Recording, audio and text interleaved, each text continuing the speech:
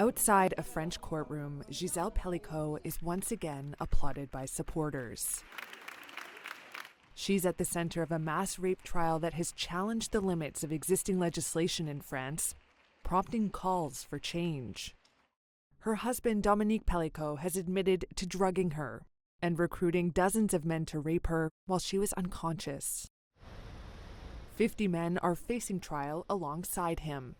Dozens of them have denied the rape charges, saying Dominique tricked them into taking part, or that Gisèle was pretending to be asleep.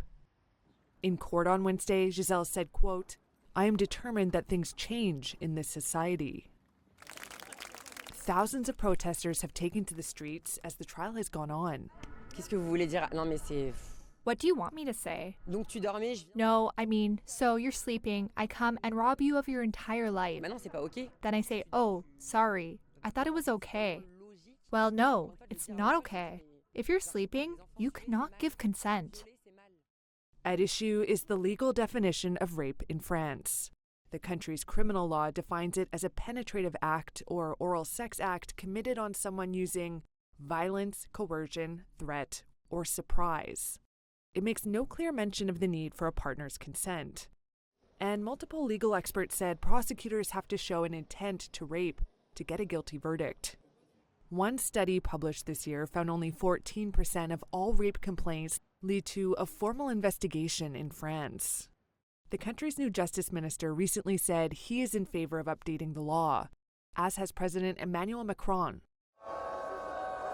It's a hotly debated issue in France, with some legal experts and activists saying consent puts scrutiny on the victim's behavior and words rather than the accused. France blocked the inclusion of a consent-based rape definition in a European directive in 2023. The same year, one of the country's main polling institutes found 9 out of 10 people wanted France to support the directive.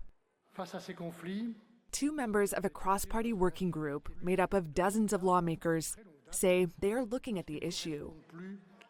Marie-Charlotte Garin is its vice president and an MP with the Greens. Si nous avions déjà modifié la définition du viol dans le code pénal, If we had already modified the definition of rape in the penal code, the defense of the accused could not give the statements that they are giving. They could not say, oh, if the person is asleep, I didn't know that it was an absence of consent. I wasn't aware I was raping.